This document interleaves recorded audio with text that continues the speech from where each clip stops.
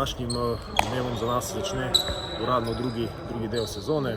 Po novoletnih praznikih spet smo se zbrali.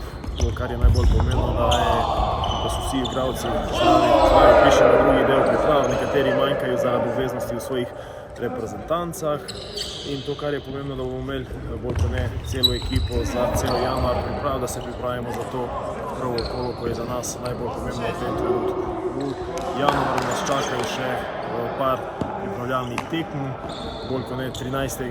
igramo prvo tekmo za Čorgom v Celju, 23. Našice verjetno v Celju in generalna proba 26. januarja proti Balaton. To je to.